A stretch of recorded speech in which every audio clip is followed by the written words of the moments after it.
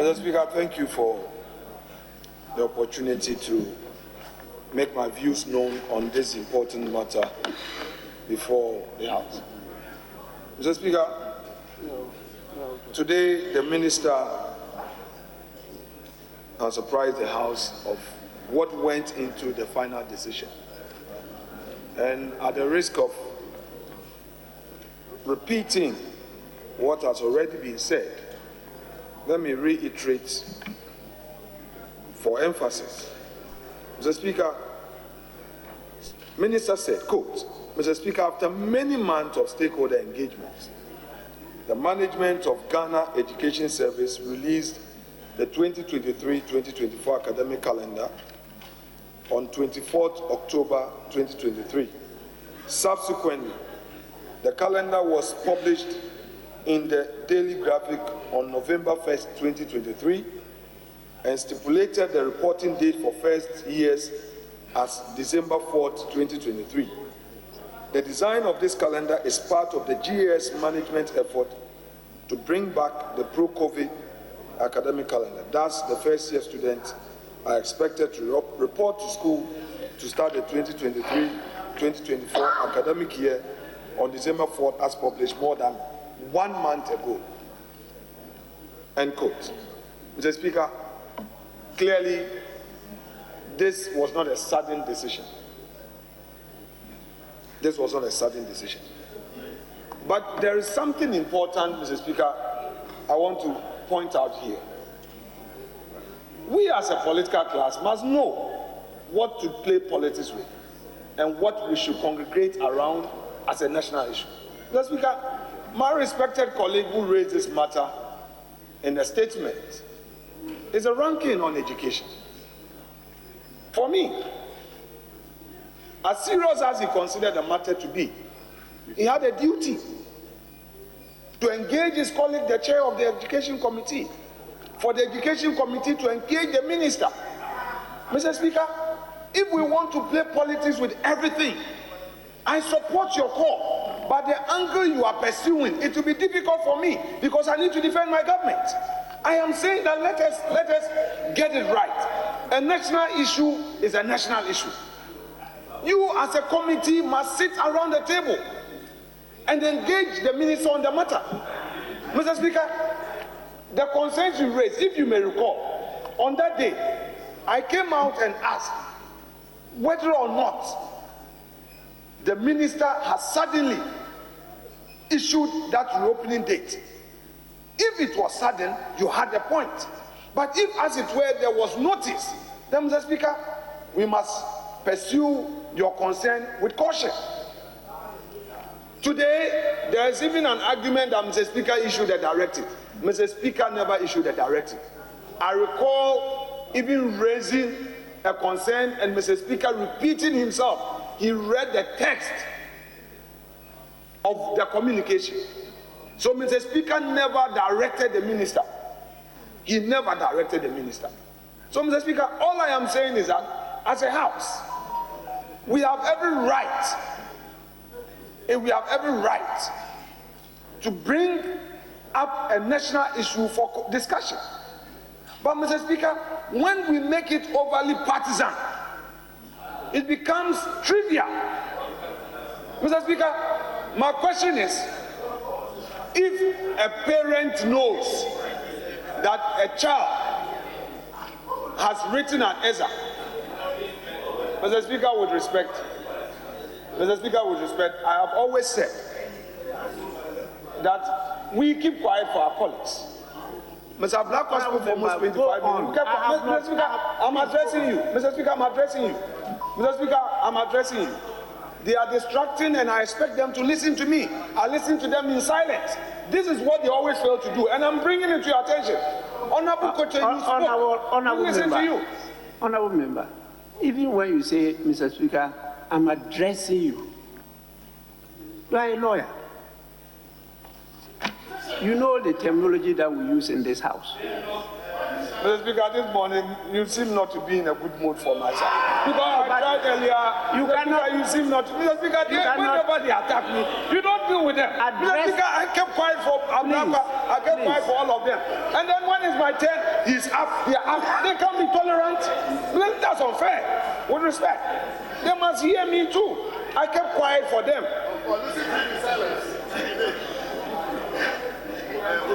Honorable member for Efutu, you cannot be debating the speaker. You know it. I listened to both sides. And as they stood up, I did not listen to them. I was listening to you.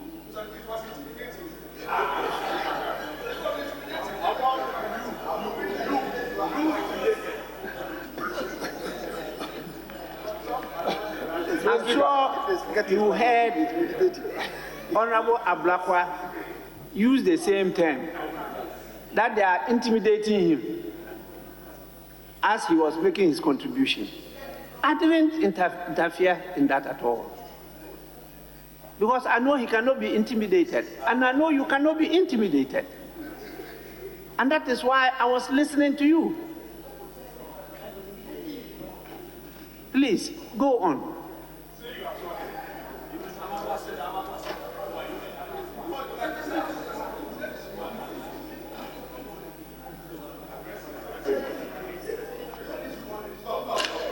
Hey, don't listen.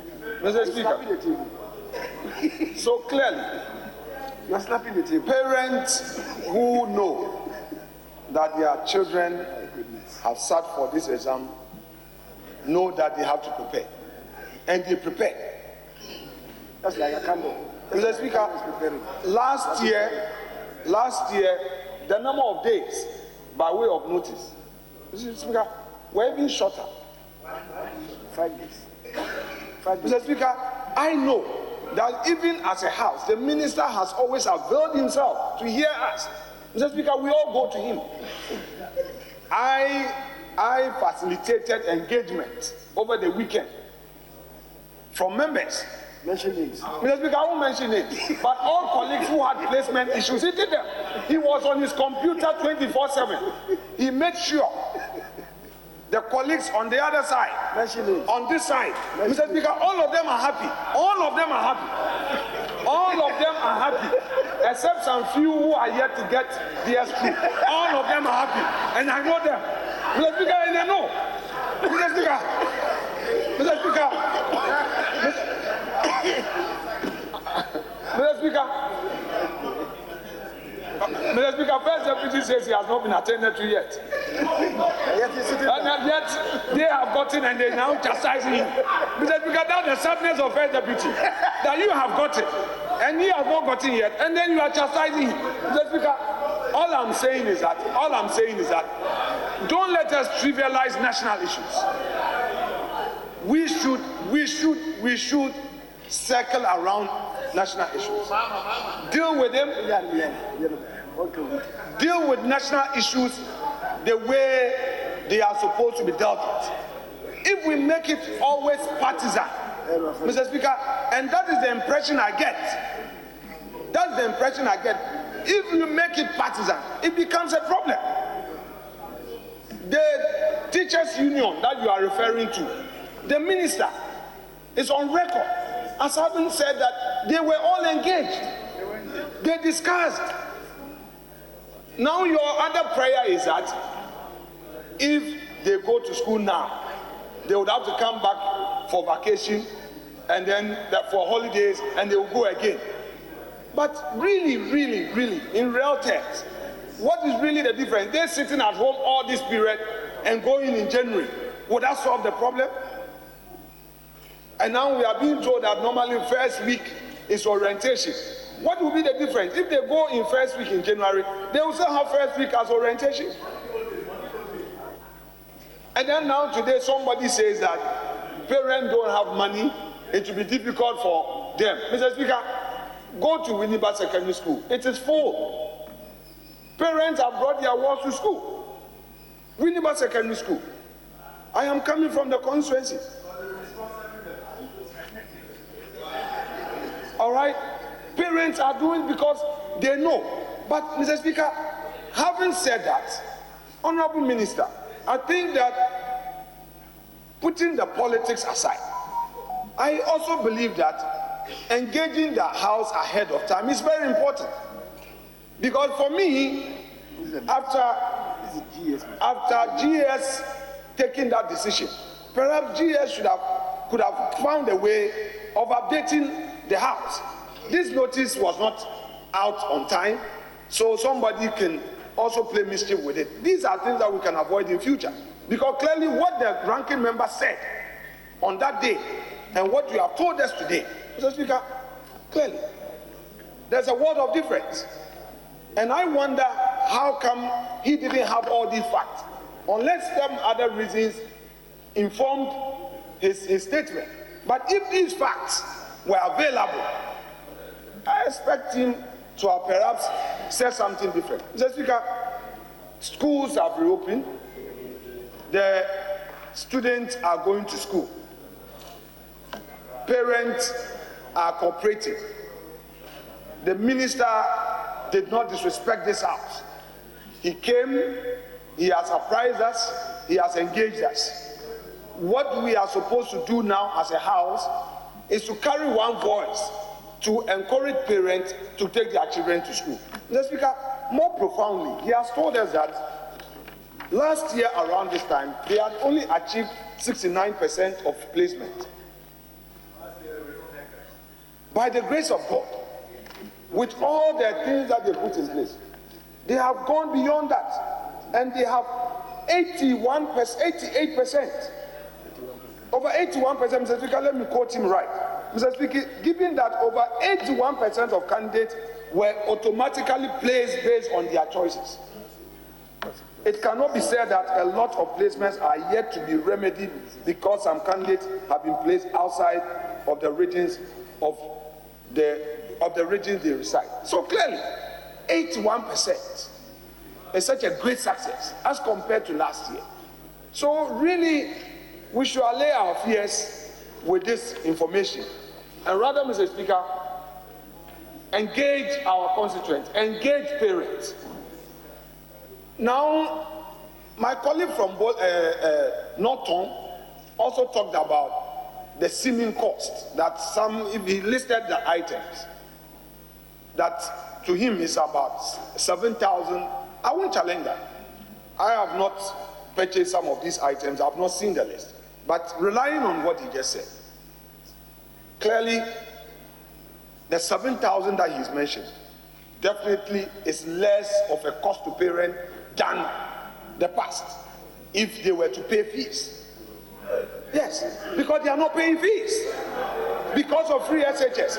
This is the cost. So I agree with you that, Mr. Speaker, it is items they are buying for school. You mentioned provisions, but apart from these, they are not going to pay fees.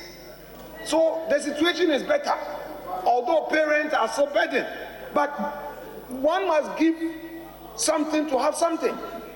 So, Mr. Speaker, we would have to continue to support our constituents as we've been doing, and not overly go emotional on certain facts and create the impression that it could have been better. It could be, it was worse. It is rather better today, because in the past, parents would have had to cough another money to pay fees. They are not paying fees. Mr. Speaker, having said this, I would like to conclude by saying that although the time, the notice was not sufficient, the horses have already bolted, there's an empty stable. What we have to do is to redeem the situation. Let us as a house now speak with one voice and encourage parents to take their children to school, so that, Mr. Speaker, in future, steps will be taken to do the needful as well grounded in the concerns earlier articulated by this House. I thank you so much, sir. Yes, Honorable Mahama. Mr. Speaker, we devised the computer placement system for a reason, to take out the manipulation of school placements and unfair practices in relation to school placements. But I listened to the Deputy Majority Leader repeatedly state before the cameras that the Minister for Education has been going into the placement system and individually placing pupils in favor of other people. Mr. Speaker, this is a scandal. This is a national scandal. This is a major scandal. I was at Ministry of Education when we started discussing the issue of computer placement. And the reason why we resorted to computer placement is to take out manipulation of the system. And there are many MPs that are called upon by constituents, and they tell them that they cannot interfere in placement systems. Only for the deputy leader to tell us in the presence of the education minister that he has been going into the system and manipulating it every day in favor of individuals. And nobody challenged him. The minister didn't get up to challenge him, Mr. Speaker. So I think that this matter has to be looked into. It has to be looked into. Because my constituents are now going to be coming to me every day, telling me that I should also get them placed where they want to go. And how am I going to handle this, Mr. Speaker? So, Deputy Leader, do you want to restate what you said earlier on? Or you still stand by what you said, that the minister has been manipulating the system? I want to listen to the Deputy Majority Leader. Yes, please. Mr. Speaker, it is a matter of fact. Don't worry, I won't slip my tongue, and I will know what I say and how to defend it. I will defend it. It's a matter of fact that MPs in this House have engaged the Minister of Education to see to it that the computer placement system works and works perfectly.